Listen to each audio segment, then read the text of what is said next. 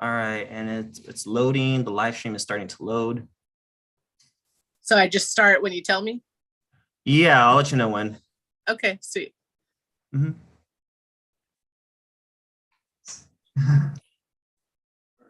You can go ahead now, Brenda. Loading the live stream. Hello, YouTube, and welcome all who are watching. My name is Brenda Vaca, and this is Afternoon Prose and Poetry at My Place Cafe. Back in May, I had the opportunity to read with Anne Marie Wells. We were both featured authors at My Place Cafe, and Jesse Tovar, the wonderful Jesse Tovar, hosted us. If you haven't seen it yet, please check it out. My Place Cafe is located within Hen's Teeth Square at 2057 North Los Robles Avenue, Suite 10, Pasadena, California, at the corner of Woodbury and Los Robles. My Place is open every day from 7:30 a.m. to 3 p.m. Since My Place Cafe is still open during this live stream, make sure you stop by and get a coffee, a latte perhaps, and pair that with one of their delicious breakfast sandwiches. Well, Brenda, I just want to say thank you for co-hosting with me today. I am still grateful that your reading at My Place Cafe back in May is a reality.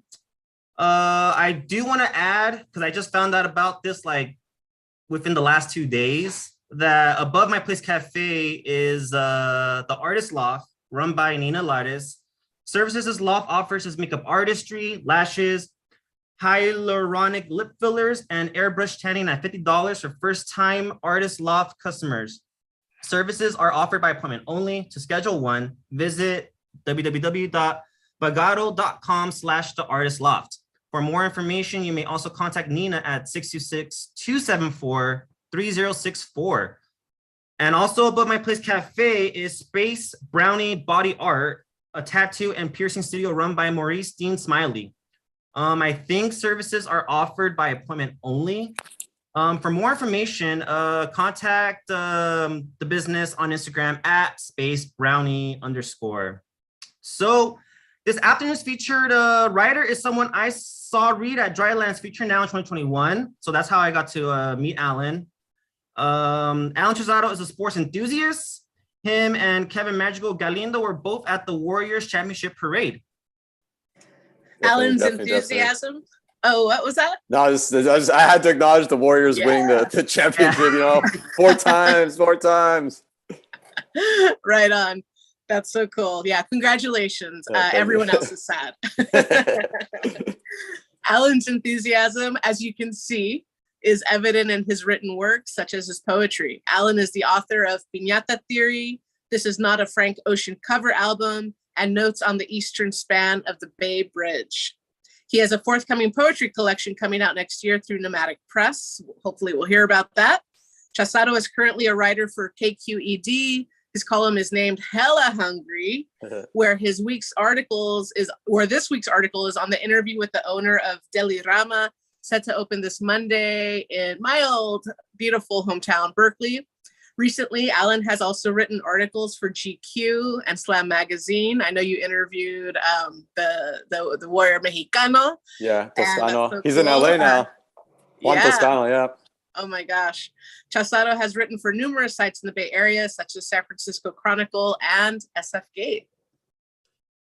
All right, so Peter Reel, who has interviewed Chazaro, he's the host of Chills at What podcast. And he has also collaborated with My Place Cafe last year. And he says that Alan asked questions in Piñata Theory. One of those questions are asked in A Millennial Walks into a Bar and says, and the question, why do we look so discomfortable at the gym or at bars? Another question arises in Pretty, which is, how do you expect me to say pretty? The narrator can't say the word due to the avoidance of flamboyancy. There are plenty more throughout the collection, including on long distance running. If piñatas can speak, one might say, I live to be undone, from the poem Psychoanalysis of a Piñata, or We Were Made for Beatdowns from the title poem Piñata Theory. I actually get a Slow Lightning vibes, and that's a book by, I forget the guy's first name. Eduardo Corral. Eduardo Corral, yeah. That's a good one. Mm-hmm. When reading while visiting Mexico, I binge watched the first season of Stranger Things on Netflix because of lines like, I wonder if I have ever crossed a desert's body. That's another question. Another line I like in this piece is, I don't understand what it means to be a stranger where the sewage is broken. Piñata Theory, I will say, was definitely an enjoyable read for me. And with that said, Donna Kingfisher Campbell, who's since I'm at his house today, Brenda Vaca, and I welcome Alan Chazaro. Thank you. Appreciate both of you. Jesse, Brenda, Don donning it up back there in the background, my place. Really honored. Happy to be here. I was telling Brenda and Jesse a little bit before that I've had an interesting and sort of alternative path into being a writer because, I grew up in a home without any women. So it was just my older brother, my dad, and a lot of male friends growing up. So poetry is not something that was really in my ecosystem for a long time. I also, didn't graduate 8th grade. I got kicked out of Avid. I went to community college. So I didn't really connect with academics. I always loved to learn and I always loved to express.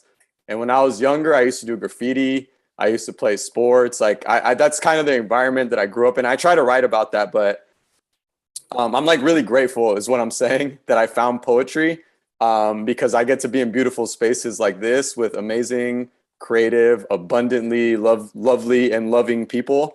And I feel like poetry has really brought me into community with so many readers and other poets and artists and just business owners and all types of folks that I know I wouldn't have been able to intersect with if I didn't take that risk to just start writing my poems and start being more vulnerable, like in a public way with others. So anybody out there that's, wanting to write or is starting to write, like it definitely has its perks and its payoffs, I guess. So just shout out all the emerging voices out there. Like I see you because I've been there.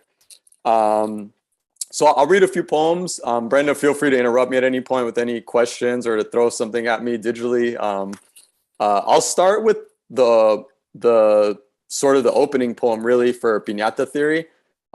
This book came out in 2020 during the pandemic, so I haven't really had the chance to like read a lot of it in ways publicly that I would have liked. So this is a poem that I literally never read. That's why I want to read it. It's called Translations from the Backseat of a Colectivo in Oaxaca. We jump into the cab and suddenly we're moving somewhere, and somehow silence becomes the driver talking mezcal and illegal rooster fights. And he's telling Adrian about a party in Mitla tomorrow night where la raza se pone a pistear, where you drink the hours away until you fall into a stranger's house. And the next morning, you wake up to watch the men playing foot, pero bien crudo. His instructions: take a shot, then down your beer, then rinse it with mezcal before blowing the smoke from your mouth, just like that. And if you can still stand and chase the soccer ball rolling across a dirt field faster than locals, you've mastered something. Así que tienes que entrenar por un año until you can gain the gut strength required to last around here. And I'm watching the desert, or maybe the desert is watching me. But either way, we're speeding past adobe, past fields of maguey, past a valley where this compa tells us the pumas will hunt you if you stray too far off at night. I don't see any pumas, only signs of jaguar, zhu, and tlacolula pointing to nowhere I've been. And Adrian tells us about the time he crossed the desert somewhere above Arizona, beneath the mirror of his country, how his dad, Niceforo, was detained on one side, his eyes bordered with questions. They exchanged a wad of cash and don't be afraids that night to get past the hours separating darkness from more darkness.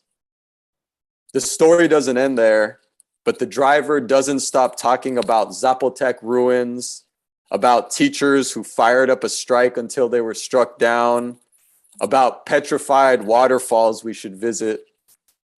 La Ciudad de los Muertos, he calls it, where they harvest the best tasting fruits you won't find anywhere else. He laughs. We need more than this lifetime to find what's in these mountains, these majestic bones. I'm sitting in the middle, speechless, listening. I'm learning how to touch my mouth without being swallowed. I am opening. The story doesn't end there. That was fun to read. I've never read that one really like in any event. Oh, wow. So I always like to give backstories to my poems. In 2019, after teaching high school for 10 years, I quit after the school year ended, and my wife who was also a high school teacher for a decade, also quit her teaching position. And we quit because we wanted to go live in Mexico with our parents. So my mom never got her US citizenship. She lives in Mexico to this day, or she's moved back and forth, I should say. But she's in Mexico for like the past 3 years.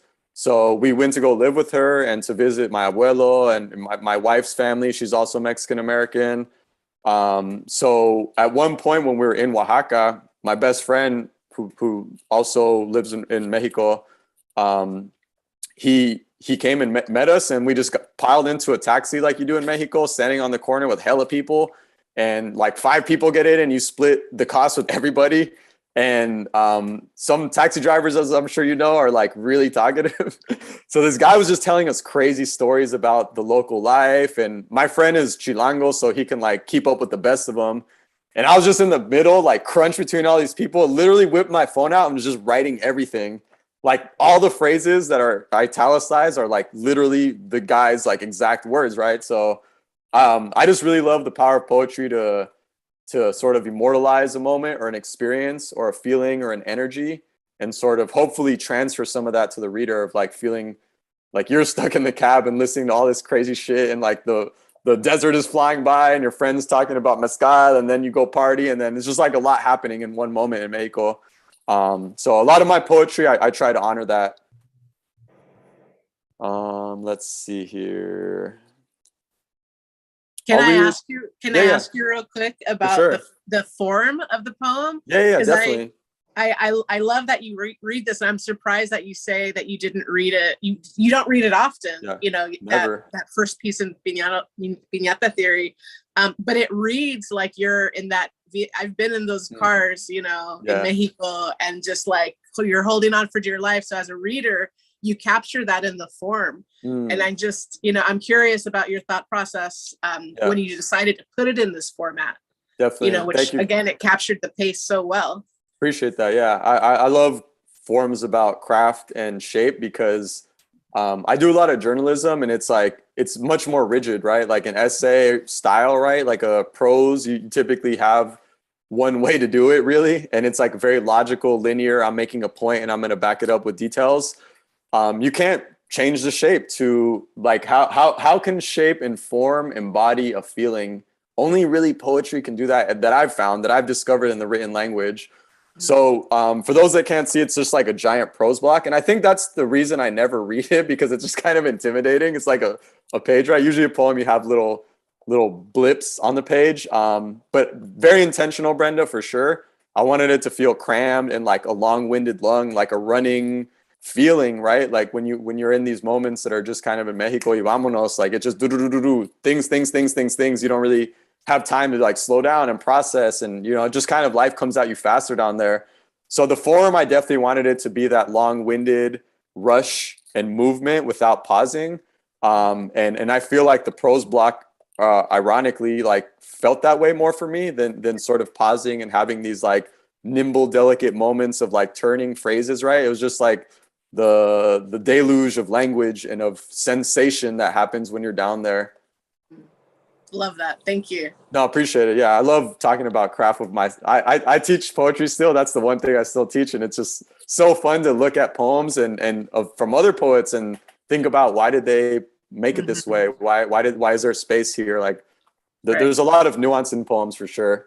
100%, and in the book, because you set the pace for the book. Yeah, with this no, definitely, piece. definitely. You know, it's like, vámonos. Yeah. No, I wanted it to be like we're jumping in the seat of this car, the colectivo, right? Okay, I'll go backwards, and so that's like the opening. Don holding up some good stuff over there. You're on mute. I don't know if you have any. Kingfisher and I Oh wait, both were, he was saying something. Oh yeah. Loki. Yeah. yeah, Kingfisher and I both were veterans of teaching at the Los Angeles City Schools. And what school? Where did you teach? Oh yeah, no. So I taught for 2 years in Louisiana.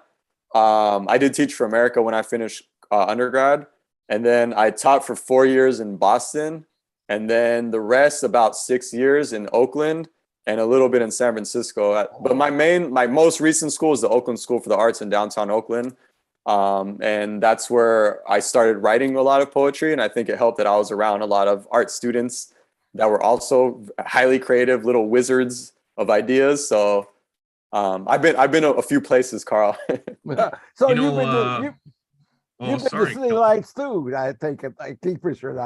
Definitely. Yep. I think the pond that Kelki was fishing in was to find out where you went for Avid. Oh, I went to Los Altos High School in the Bay Area. So I was in 10th grade, I believe, when they kicked me out. Just because I just had bad grades and I cut classes a lot, and it was more like academic disengagement more than anything. Yeah, you don't have to make apologies. No, it's all good. Some of the greatest poets have similar paths. Yeah, no, for sure. I was meant to take the path that I did. I took the long road to poetry. Like I was one of those kids that was not paying attention, and not doing homework and not reading, and not, like when another kid was reading a poem, I'd probably be like, man, I have no connection to this, right? And I feel bad looking back because you mature and you grow up and you have more experiences, and you kind of, but I like that I came to it when I came to it, because when I came to it, it felt like really genuine, and it was something that I needed at that stage of my life, versus I never feel like it got shoved down my throat, or like I chose it when I was ready to choose it, and it chose me when I was ready for it too. Yeah, you got a lot of definitions there. High school, the definition of high school is shove it down your throat. Yeah. And the definition of college is I'm ready for it. Definitely. And that's why I went into teaching too for over a decade, was just because of the experiences I had in the classroom as a young Mexican American student. And the thing I was sharing just now is that I think the mic was muted when I tried to share it. I just wanted to show you that great minds think alike. Yeah. Prose poetry. Oh yeah, no, I love a prose poem. I love it. So cool. Yeah. Okay. I have it open on my computer, the one you just read, Alan. Oh yeah, So nice. I was like, everything's in alignment. Perfect. I like it. I'm gonna go in the opposite direction now. The actual like opening poem is Psychoanalysis of Piñata, but it's like a short little intro, and then the book kind of begins. But I don't read this one often either, and it's much shorter, and it's like literally the opposite of the colectivo. Psychoanalysis of a Piñata. The fault line between me runs north from south, a zag splitting my skull and bursting my edges. These ribs are ridges rubbing dangerous, friction to make worlds shake with color. There is movement within these earthquakes, my unfinished therapy. I make sweetness out of fractures, make fire dance from teeth. My shape, an ash-bound phoenix. Tonight, I live to be undone.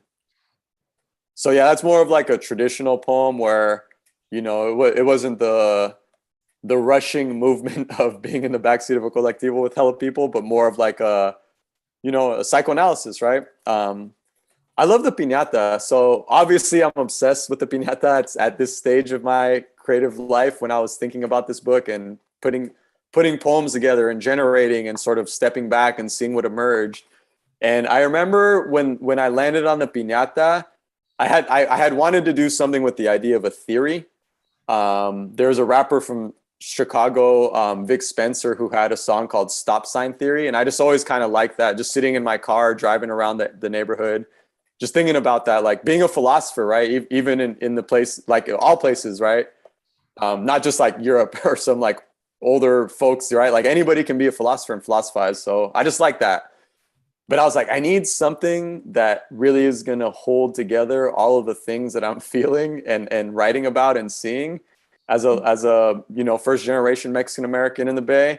And when I started researching the piñata, the more I was kind of like, there's so many layers here, right? Like it was originally created in Spain, and it was a religious thing. And it's the piñata, the original piñata has 7 puntitos, like 7 cones, right? You've all seen that classic piñata, and they used to represent the 7 sins originally. And when you bash the piñata, it was like kind of like a cathartic sort of spiritual thing, right? But obviously it's changed over time. People just bash the hell out of them at parties now, and they celebrate when they break. And they're so delicate and they're filled with so much. And it's one of the only sort of public spectacles that still exists in our society, I think, where it's a pretty violent thing to like give people sticks and like cheer them on to destroy something brutally, and then like be hella happy when it breaks and just literally consume what falls out of that breakage. And just that whole spectacle and the paper mache and the metaphor of being built to be destroyed felt just really aligned to like, my experiences in many ways and a lot of the experiences of people that I grew up with. So that kind of was just a little bit of backstory of my obsession with the piñata and sort of where that came from. But it came later in the process for me, for sure. Let's see here. Oh, you know what? I'll read some new poems because I did have those loaded up. So these are some poems that I'm working on for what I hope is my next book. It's about outer space and COVID and movement through time and place in different ways. So I'll start with one of the space poems. It's called My Mexican Abuela Taught Me How to Land on the Moon. I'm learning how to trust these transitions from light to fade out. If I was an artificial moon, I'd want to drink the vibrancy in the same way we drink our final moments before they're gone. Because these days, my circadian rhythm has been rotating against me.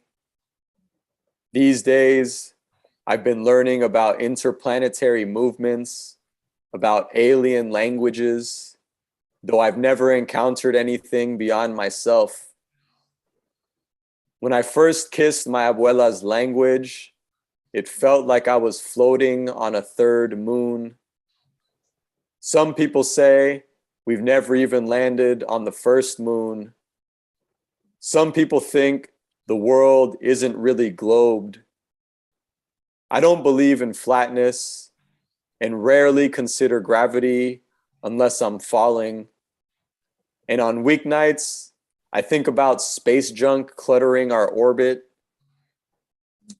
Have you ever been so lost inside your head that you create a future that doesn't make sense? A city in China once proposed to build a replica of the moon and hang it like a photograph framed in the night sky. They said it would hold the city's light in times of darkness to conserve energy. And what if conserving energy was actually a bad thing? What if we could never cleanse our mouths of whatever needed saying? I guess I'm not sure if there's ever a perfect moment, if it's worth forming sentences from vastness, if we simply imagine what we want to ease our worries, impossible forms of comfort. When my abuelita passed, I didn't cry. She gave me her impossible comfort from 2 feet away. She gave me many moons in my upturned palms. When I need her most, I return to their many surfaces. They keep me grounded with impossibilities. So yeah, that's kind of a preview of this collection I've been working on, honestly, for a couple years now. Not as much as I'd like to recently, just because my other work has sort of pulled me in different writing directions, which I enjoy. But I am trying to get back to these space. Like when I say space, I do mean outer space, but I also mean like space in the time of COVID, like moving through a building, being in a car with people, things that we used to just obviously never fully process in the way that we're starting to have to process in this world for different reasons, mass shootings, a lot of different things.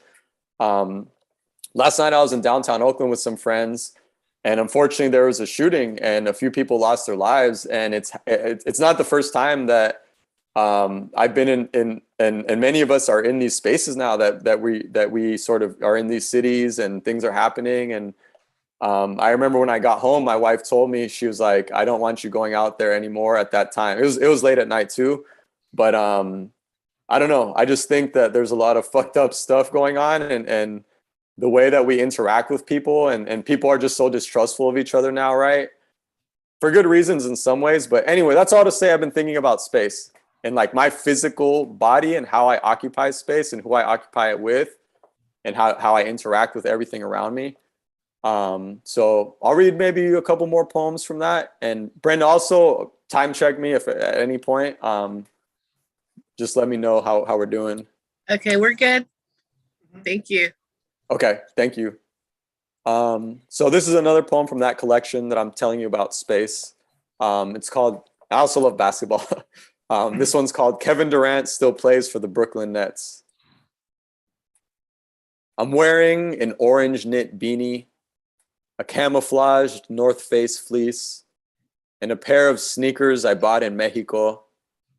Inside a room of men who smelled like the money none of us have yet pocketed. Back home, I'm walking on 23rd, past the homeless dude who looks at me and flicks his thumb in the shape of a lighter.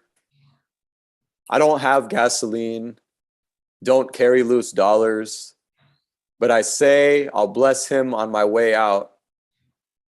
I get cash inside the liquor store to put inside his palms, but when I return, he's ghosted. Everything moves fast around here.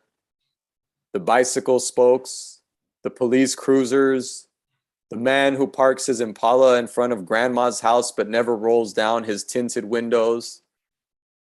Sometimes I give him a head nod and his hair shines. He has 2 English Mastiffs off leash. The bigger one is named Peanut. It's cold and warm here at the same time.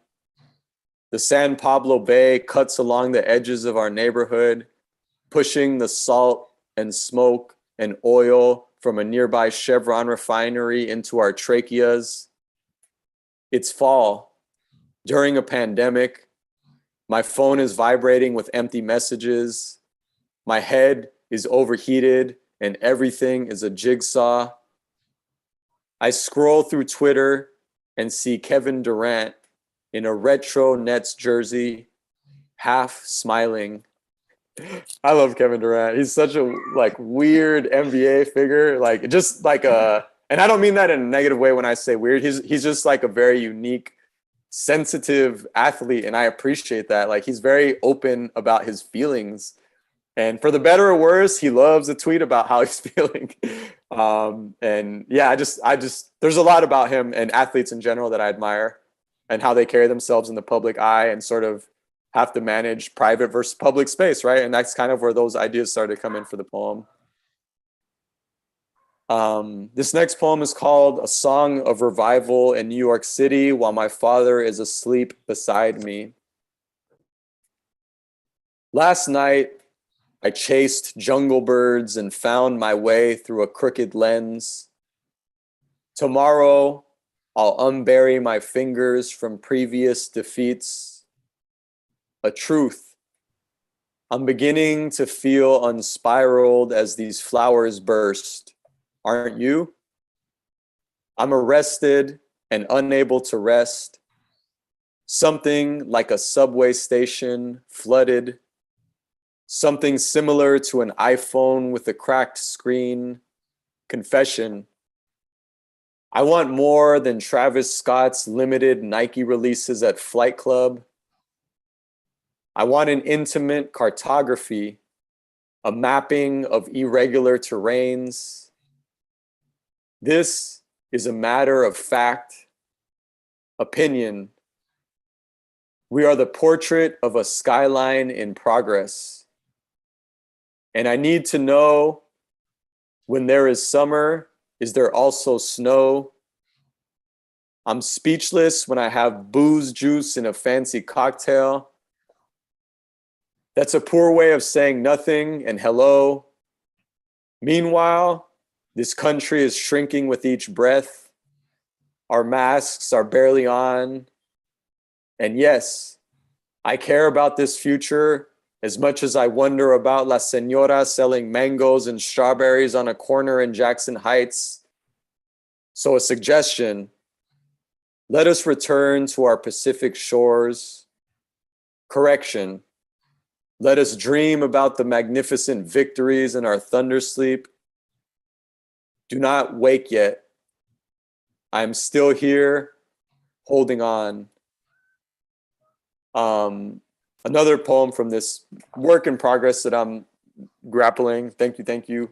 Yeah, I like to title poems in like literal ways. I had spent maybe 2 weeks in New York City visiting my sister who lives out there.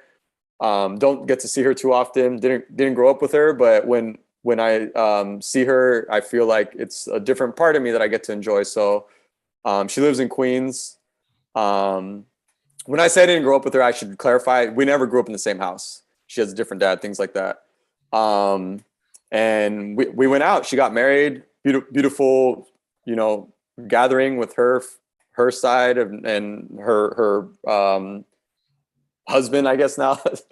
And when we're on the flight back with my dad, I just again whipped out my phone. I just want to tell you guys like how much of my poetry happens on my phone in these random moments. I'm rambling, but that's my way of just saying like all my poems start here. And my dad literally was asleep next to me, and I wrote that just like do. Same as the colectivo. So phones do have some good. I think this might be the last one from the newer stuff that I'm working on that I'll read with you all. And then we can see if there's any questions or anything like that, Brenda, or how you feel.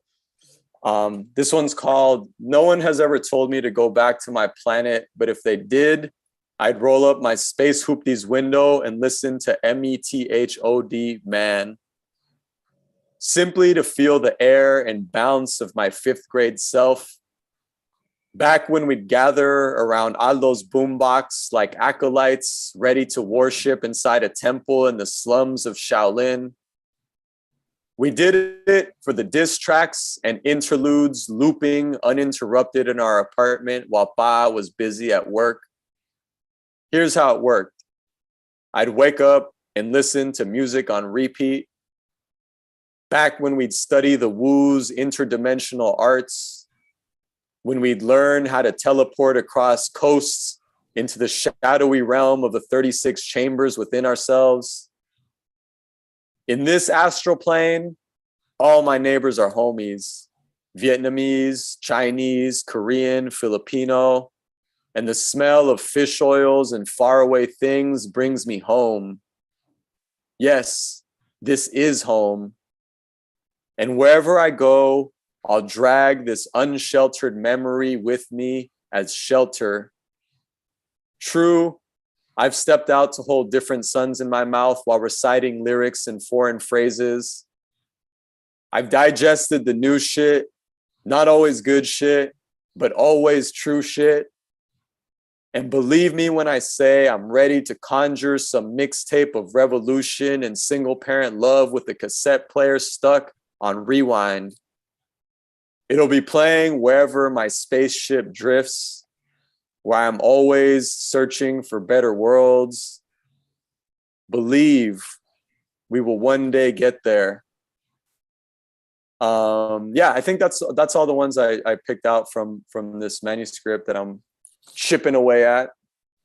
I think one of the I love the line "mixtape of revolution." That's so dope. yeah, appreciate it. I was thinking about the Wu-Tang. Definitely grew up. Again, older brother, dad not in the house because he was working, so we got to pick and choose a lot of all the music we listened to. Tupac, Ice Cube, all that stuff. Snoop in the '90s.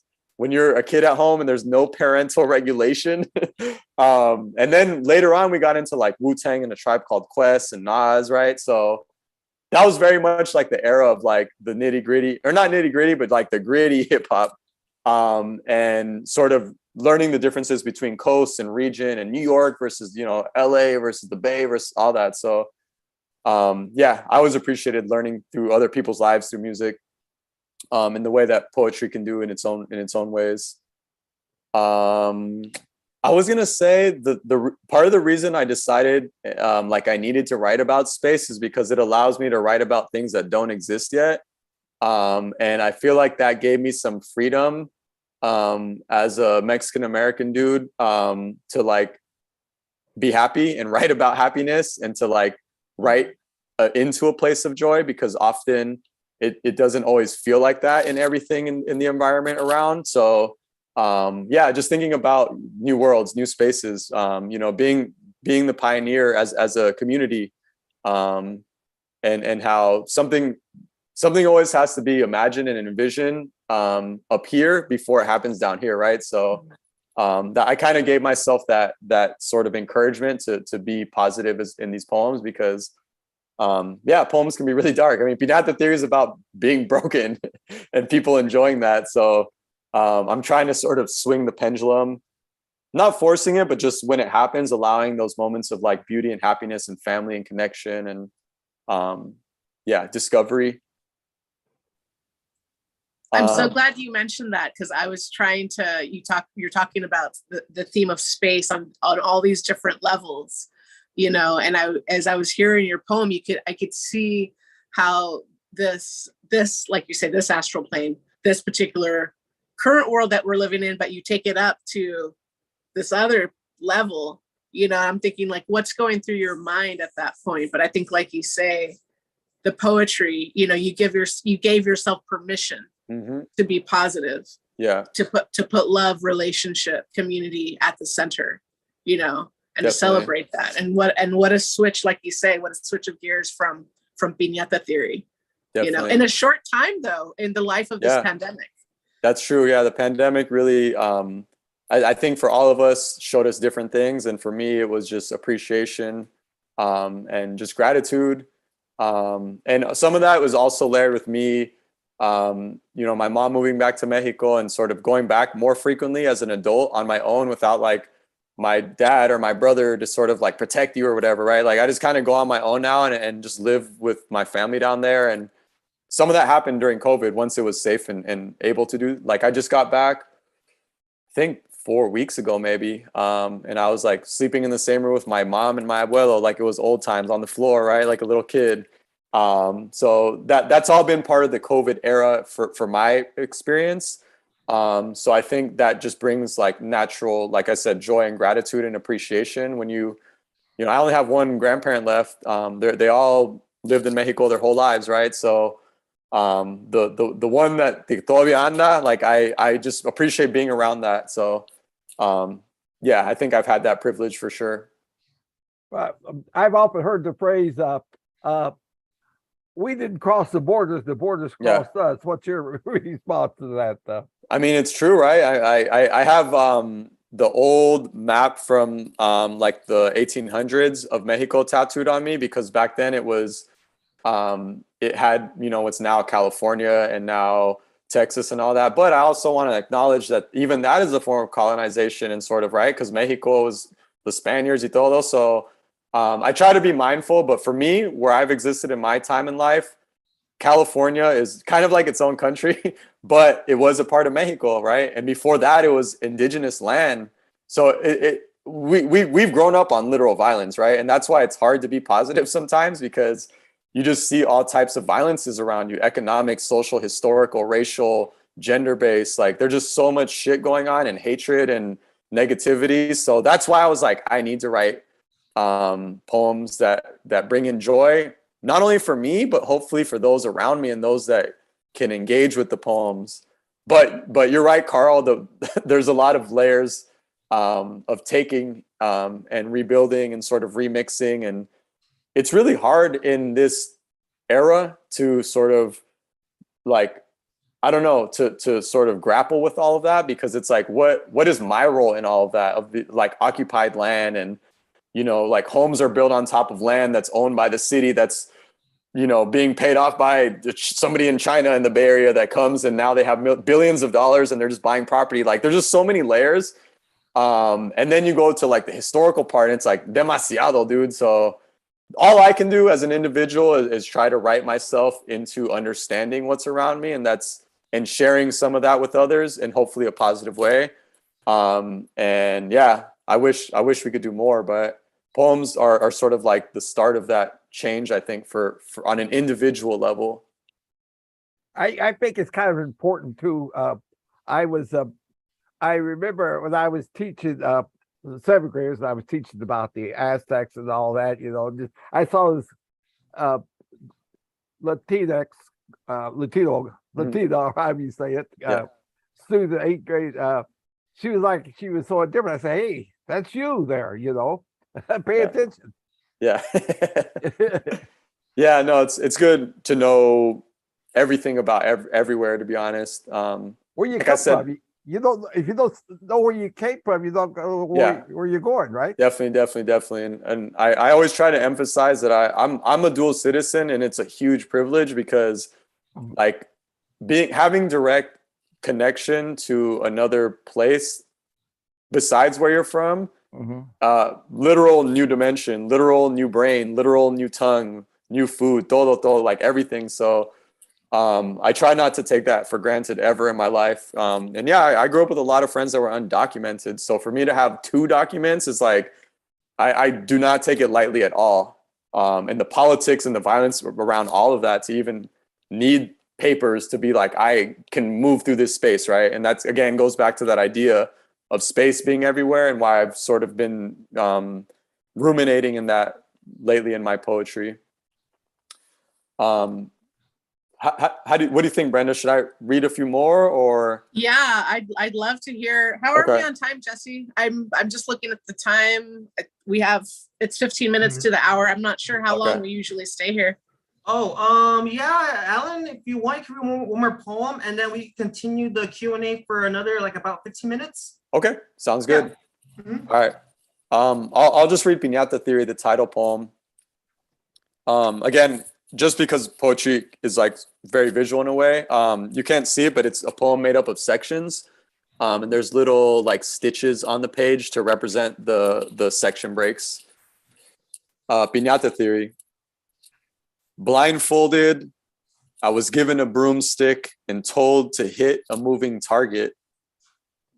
When I swung my dizzy arms, an adult on a chair would pull on a rope to yank the rainbow fluff of goods beyond my reach.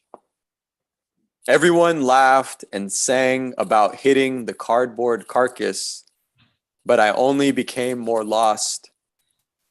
To prove them wrong, I focused harder in the darkness. Consider the violence of living, how breath can be fractured and displaced while walking. Take bones, for example, how they are firm enough for everyday activity, but collapse on impact. I fear these injuries, knowing what's beneath revelations. Each day is a split in the skull, a bang in the lungs. So if I am piñata, then hang me with strings of coriander and rainbow dust while playing retro surf music and popping party balloons until I'm spilling myself and you are reaching to gather whatever part of me is unbroken. Because tonight is a cliffside. Everyone is loose, and dismembering something might bring us together. We went from smashing Spider-Mans to smashing institutions we can't see. getting our spins and tumbles from tequila and Sierra Nevadas, pretending to be ourselves but never trusting the breaks, a different kind of broken, a slower waking up, each morning becoming more monster, needing a harder sort of destruction. And this glue was never meant to hold us together. We were covered in layers of pretty colors, paper mache faces, superhero assemblages of warehouse scraps. Beneath the RoboCop exteriors, we stomach lollipops, our breakage a celebration. The truth, we were made for beatdowns. So that's Piñata Theory. Thank you. Oh, I love the way you use pinatas as a metaphor. I especially struck by it saying, you know, that it was built to be destroyed. That reminded me of the sand sculptures of the I think Navajo. Definitely. Or Hopi. It's the ephemerality of you know, creation in a way. Mm-hmm. And I feel like you're also because you talk about the history of piñatas, like that origin story, the 7 deadly sins. Yeah. Right. But you completely reclaim it, you know. And I love how you said it earlier, consume out of the breakage. You know, as you were reading it, that Rumi quote came to mind, you know, light enters where we're broken. I forget exactly, you know, it's paraphrased, but that came to mind. And it's just like, it just gave me the chills, because I'm also thinking I'm consumed with like the history of the church and how it's impacted in particular, not just the planet, but like this, in this hemisphere in particular, especially with the indigenous awakenings that are happening. And I feel like you're in that particular piece, you bust it open, you know? Thank you. Yeah, that's dope. That's a great quote. I appreciate that. I never connected it to that experience, but you're totally right. Yeah. I think it shows the power of your childhood memories, how they really stick to you the rest of your life, and that seems to be, you know, definitely. I will always be proud of growing up with immigrant Mexican parents, but it's like, for people that didn't grow up in like Mexican households or Latino households, it can be very like aggressive, like just like pushing you to do things, right? And I remember just like, you know, like put the blindfold on, spin, you're gonna like, no, dale, like hit it harder, you know. It's just like, it's always like pushing you. And, dale. Yeah, literally.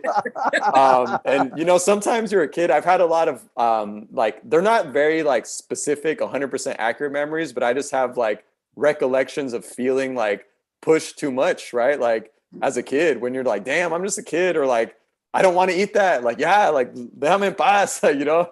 But Mexican parents can be very persistent, and friends and culture. It's just a very like we started the reading with, you know, the colectivo poem. It can move fast, and if you don't know how to keep up, it can kind of run you over. So you kind of have to learn how to move on your feet and be quick, and but at the same time not neglect the breakages either, and to accept where you've been broken, and sort of like think about that. And Brenda, that quote that you said, like, it's spot on, right? Like that's where a lot of the light comes through, is when I actually sit down and I think about some fucked up shit that I saw, or that I experienced, or that I, you know, a family member went through, or a friend of a friend, or a student, or whatever. And you really sit with that fracture and sort of let the light come in, and you just sit back and sort of like receive it, right? I don't even feel like it's not a creation, it's like a reception. And when I'm in that space, that's when my favorite writing happens, because I'm just observing, and I'm just taking in. I'm guiding. I'm not, or I should say, I'm being guided. It feels like, and yeah, no, it's very much of that reception of like the light. But you have to kind of find the cracks to see where that's what's being revealed, right? Yeah. Oh, I think it's neat though. Even if you did break the pinata, someone will, and then you all become a winner. So there's really no losers. Yeah, yeah, no, that's true. That's part well, of it depends on the families. yeah. And what candy you want, to be honest. Like Right. Right. The grandulones, the big ones, are always like Yeah. pushing the little ones out of the way. yeah. Yeah. So I have a question. I've been trying to formulate it, and Yeah. and it's gonna come out awkward. It's okay. We'll talk. But you do talk a lot, and I've listened to other interviews of yours. You talk a lot, and you've mentioned it in this conversation about your upbringing in a totally just male dominated household. Which is often like in single Mexican families. I mean, it's usually the opposite. It's usually like, I've never met any other Mexican American that grew up without their mother figure or like a strong woman figure, like a matriarch of some sort. Yeah. I've yet to meet one, to be honest. Right. 100%. Yeah. I find it to be interesting. Although I gotta say, I connect to the point. Don knows my oldest brother, Albert.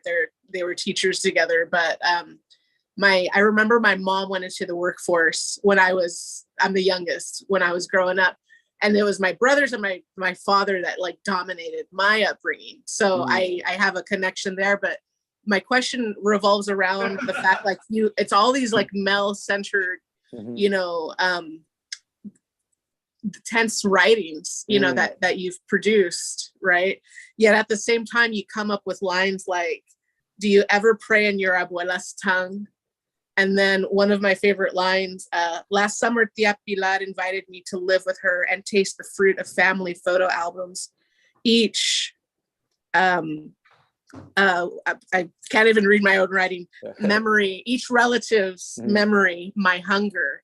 So it's like this, you're surrounded by that. And you've talked about how poetry has given you permission to go into those tender places. And I find it interesting that it's like, you invoke the feminine, right? In your abuela. And then we heard the poem about your abuela in her passing, your Tia Pilar. I just wonder if you could speak to that. Yeah, definitely. Yeah. I think, like I was saying, because I did grow up in such an environment, and excuse my language, just like I grew up where it was like, this is gay, that's gay, this is all the time, like 24/7, like I'm drinking water, that's gay. Like it's a hyper, like machista and hyper homophobic, even if it's indirect, right? Because when you're like in 7th grade, I never, even when I would use that word around friends, is like you kind of get like acculturated to like what's around you, right? And like I know I would never say something like that with like a disdain towards a certain group, but that was just like the way of communicating back then. It was a way of saying like what you're doing is whack, right? Obviously that's changed for the better, but when you grow up like that and that's all you know and the only language you're around and the only interactions that you have, and there's no tenderness, there's no, mom asking how your day was at, like when you get home from school, it's just like put on the boxing gloves and you're in the backyard having to fight your friends, and then it's a very like pressurized environment. And not to say like I had so many great people in my life, and like my father is an extremely tender human, and my older brother is too. So, but like I was around it more often than I think like the average person, let's say. And I think when I got older and I went to community college, I started realizing like how much of myself I had held back because I felt like I had to, and I felt like I wasn't given a space to express or to be tender or to like have a moment of like gratitude, right? Because if you share that, it'd be quote unquote gay. So I think when I went to community college and my friends that went straight to the workforce weren't around me, or one or two couple friends that went to like state school or something, I got to reinvent myself. And I started sitting at the front of classes, and I started asking questions in class. And like I remember I had one of my best friends, and I was like, I'm gonna sit over there, dude. And he was cool with it. But it was not something that we ever did growing up, like to be curious, to be inquisitive, to be open, just to be open, because when you open, you're like setting yourself up to be like attacked in a way, again, in a male hostile environment. So that was the first time where I was like, I really like this feeling, this like safety, this comfort, And I leaned into that more and more as I got older. And I think that's kind of where it comes from. And I didn't want to deny that. And I want my family and like my friends to see me as like the nerdy, like inquisitive dude that likes to go to art galleries in Sweden. And I also like to eat tacos. You know what I mean? Like we're very fragmented, swirling human beings, and we can be all of it at once and we can be none of it, right? So I try to be all of it in a way that feels authentic and genuine to me without letting, you know, like a male friend, lifelong male friend's perspective of what's normal or what's good or what's bad or what's feminine or what's masculine. Like I gave all that shit up a long time ago. And once I did that, the poem started flowing for sure. Because you just build up all of that, right? And some people unfortunately never get to release any of that. And that's where a lot of like anger comes from and violence. And a lot of my anger I let out through poetry. I don't believe in like fighting, even though, you know, I have friends that like fight, you know, in public and all that. Like I will break up a fight because I just don't think it's like a solution to anything. And yeah, poetry really gives me that space. Awesome.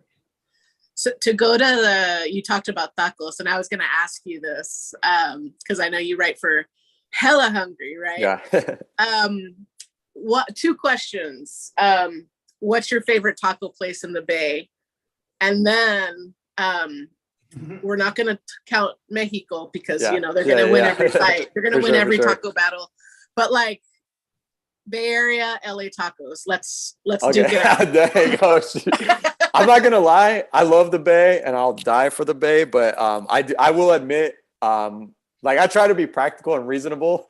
I will admit that the LA Latino community is like so much more vibrant, and I respect the hell out of it. So like when I go to LA, I'm like, oh dang, you guys really know what you're doing out here with the Latino community and the tacos and the art scene and the journalists, and it's like a very visible, strong presence.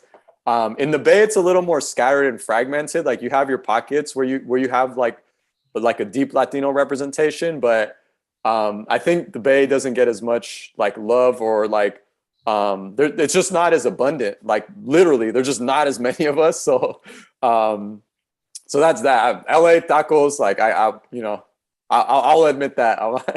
That's so funny because I disagree with you entirely. Really? What? Yeah. Well, I don't know why. I miss the Bay tacos. I miss the mission. Maybe they're not there anymore. I don't know. I was maybe Kingfisher know this, but there was this place that known for its tamales that they used to have a poetry reading added here. Kingfisher, do you know that place? I think it's on Wilshire or something like that. Wilshire and 8th or something like that. You know, I don't get to the West Side very often. Yeah, it was. I think it was led by Rafael Alvarado. Yeah, there used to be something called like the Taco Poets or something. I'm getting it wrong, but it was something. There have been things where poetry and tacos are good companions. In terms in terms of they're just nourishing, like, you know.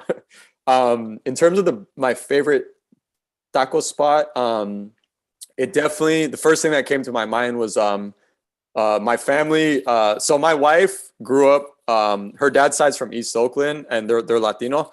So they have a spot that they've been going to many, you know, there's I think like 7 or 8 or 9 siblings. So all generations, lots of cousins, right? Lots of grandkids, lots of todo. So a lot of them would go to El Gruyense on, I believe it's on East 29th and International. It's just a little taco truck in front of the Goodwill. And my wife, when we early started dating 15 years ago, she would take me there, and it's always been like a real spot. Like it's not a spot where you're not gonna get like any tourism or like Instagram kind of stuff going on, because Oakland has a lot of that too, and good for them, right? Like there's a lot of popular taco trucks that people will go to East Oakland just to eat there and leave.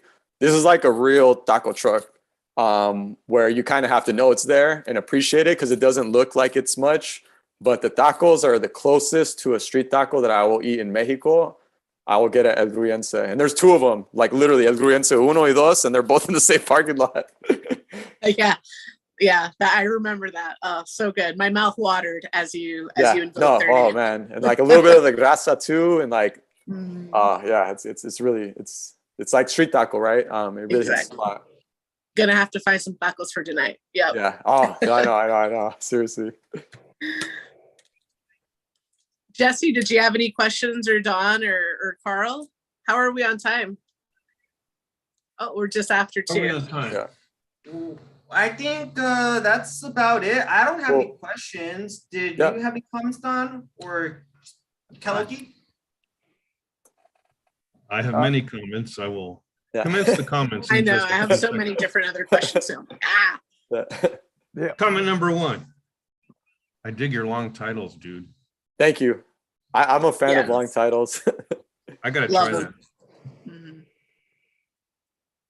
Thank you. I appreciate it. I grew up listening to hip hop, and there's something about like naming and titling things. I've always liked when it's like a people's instinctive path of foot rhythm, like something like that, right? Or Southern Playalistic Cadillac Music, all as one word crammed in. That's an Outkast out. Their first album, I think. I really got inspired by that as a young person. Oh, I missed it.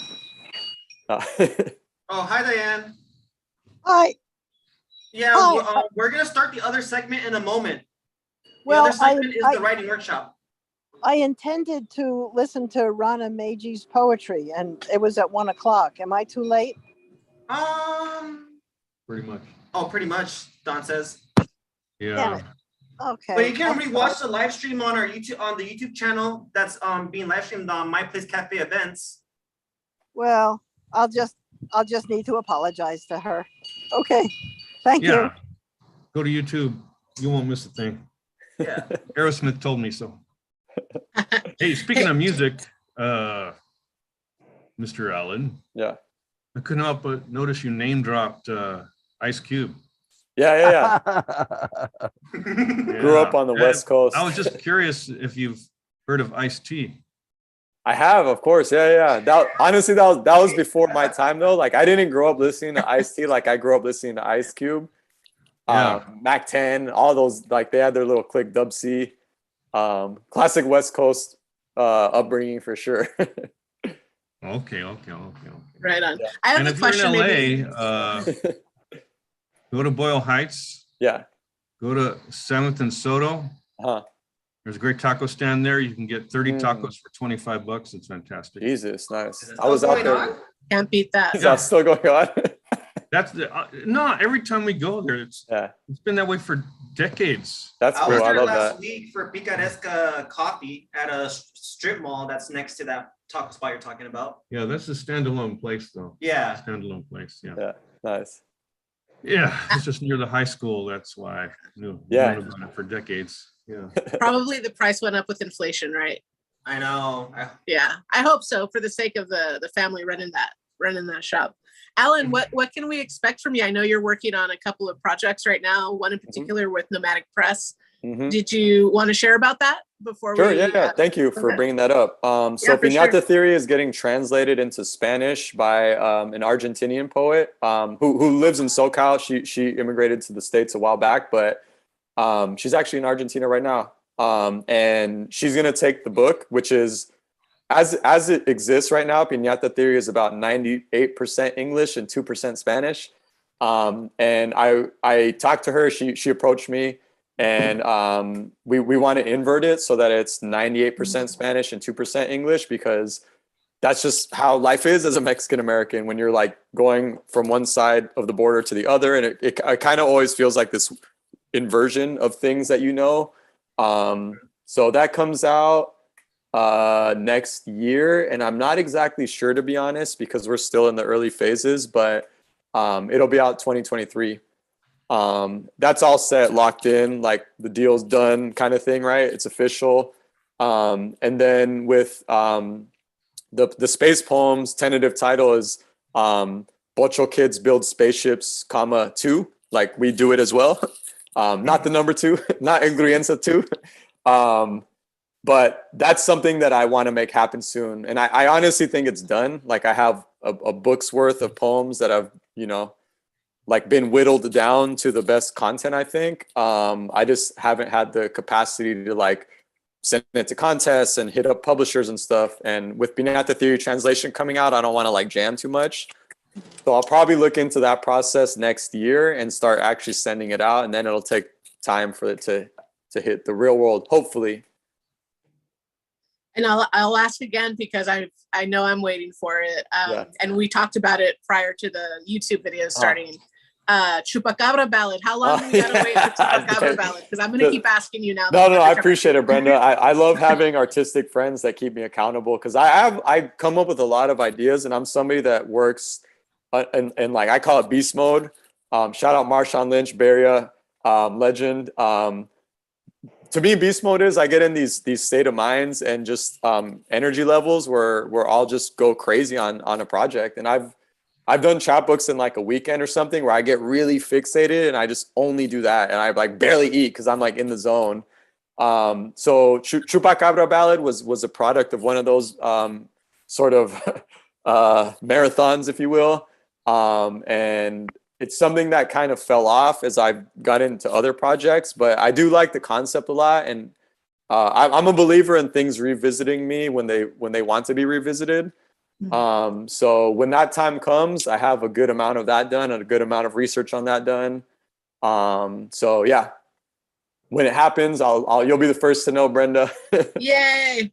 Also, I just want to say the translator, going back a little bit, her name is Brenda Delfino. Just want to give her credit for. Oh, yes.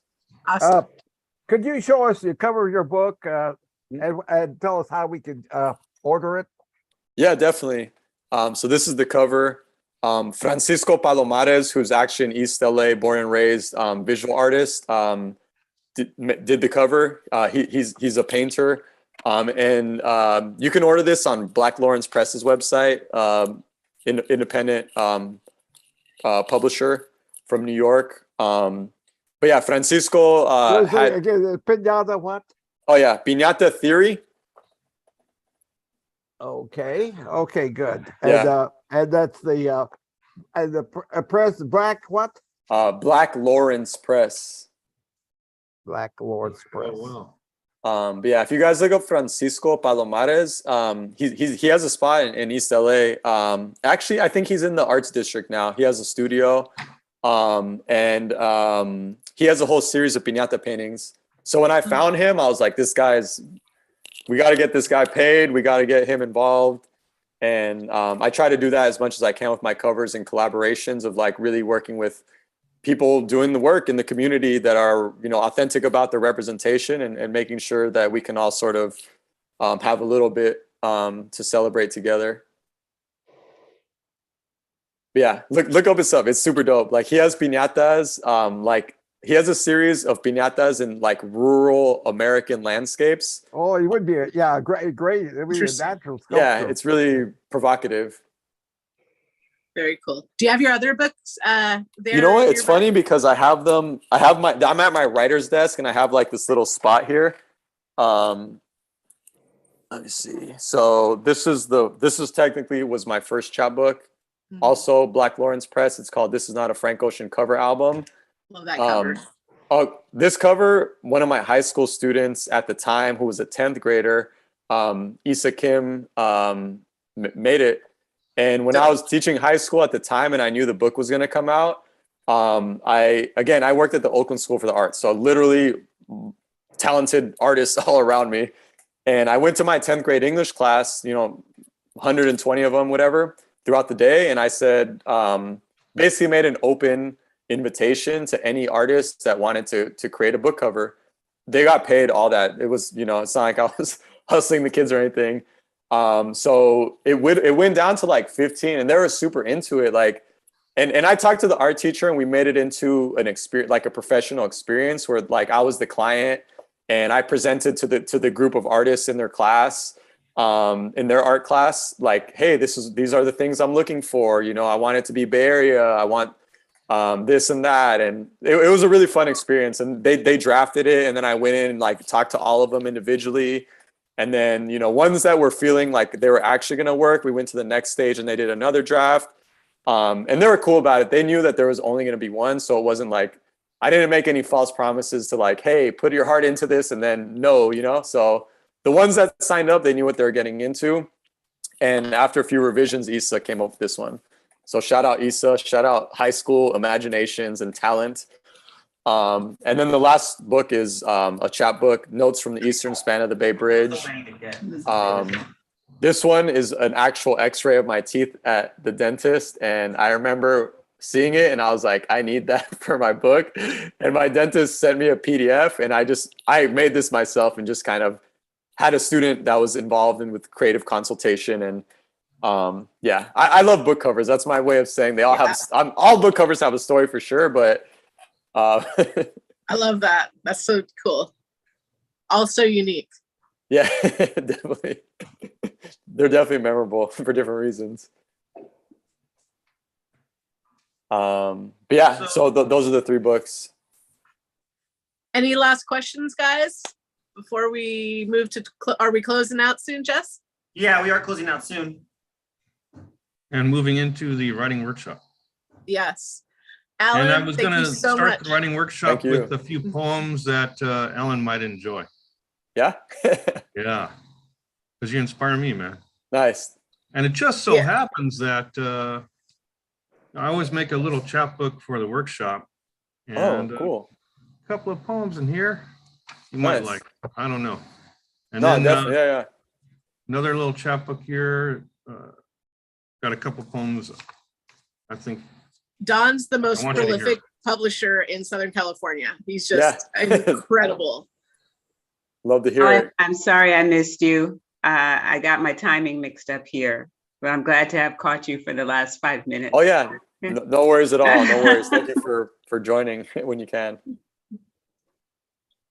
Okay. Yeah, Alan, thank you so much for the great conversation. It's been wonderful to hear you read and chatting with you. It's been definitely. I appreciate you guys in the space and taking the time to engage and listen. Thank you. So for those that are on this Zoom link, it's gonna do 2 events. I'm gonna end the live stream for this event. Thank you again, Alan, for being a part of My Place Cafe. And we'll see you, for those that are watching the My Place Cafe YouTube channel, we will see you again next Saturday for Micah Tasaka. I'm gonna end this live stream. This is not gonna hurt. Yeah, it's not gonna hurt. Yeah.